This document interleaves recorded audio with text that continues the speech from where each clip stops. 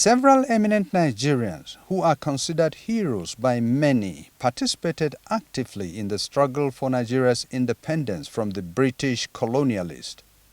They attended constitutional conferences, formed political associations which later evolved into active political parties. 1st October 1960 ushered in a promising independent Nigerian nation. It was a joyous moment, a moment characterized by hope and high expectations. Several years after independence, Nigeria's unity was tested.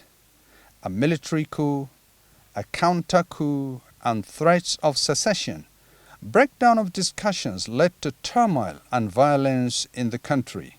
In 1967, Nigeria, the fairly new promising West African nation, found itself in a devastating civil war which lasted for 30 months. There were heavy casualties because hundreds of thousands lost their lives. Hundreds of thousands were injured and displaced. There was serious damage to infrastructures, but worst of all, the war and the events that preceded it created mutual suspicion on both sides and a crack in Nigeria's unity.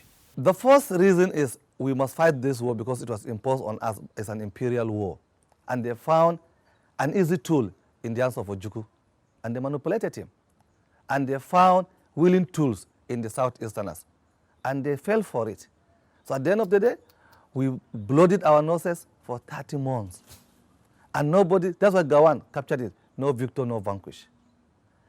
And to tell you how united Nigeria is, 9 years after the Civil War, somebody from that part of the region, an Igbo man, became the Vice President of the Federal Republic of Nigeria. That is the magnanimity, that is the integrative spirit, and that is the unity of purpose of a Nigerian. Apart from the Civil War, Nigeria has witnessed several ethno-religious crises, culminating in loss of lives and damage to property.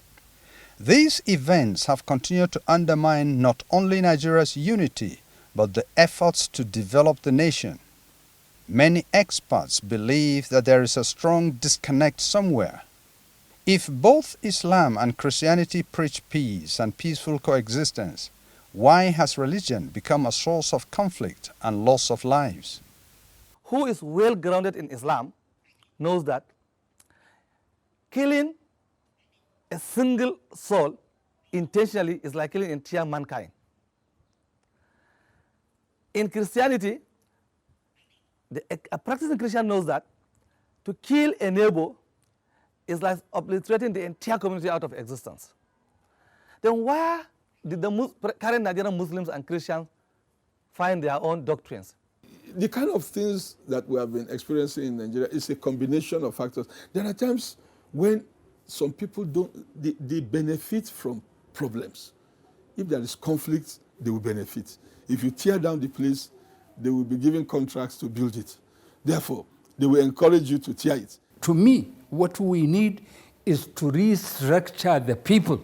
It is the view of many eminent Nigerians that 63 years after nationhood, Nigeria has recorded tremendous achievements.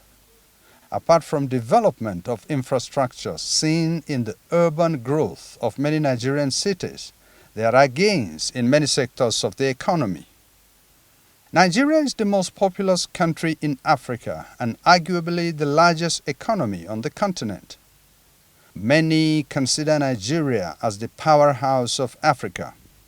However, after 63 years of nationhood, many Nigerians equally believe that not much progress has been made in view of the quantum of resources that Nigeria is blessed with.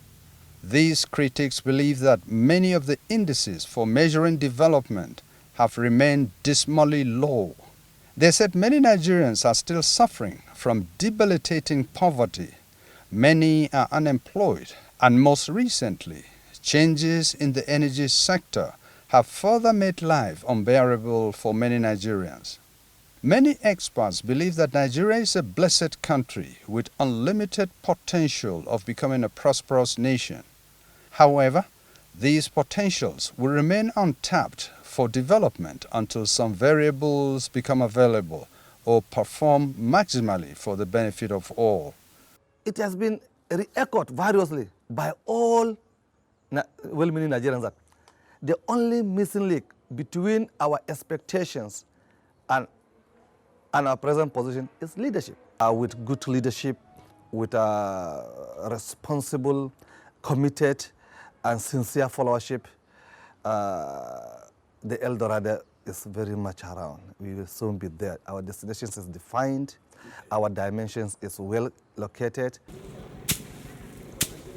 Danjuma Abdullahi,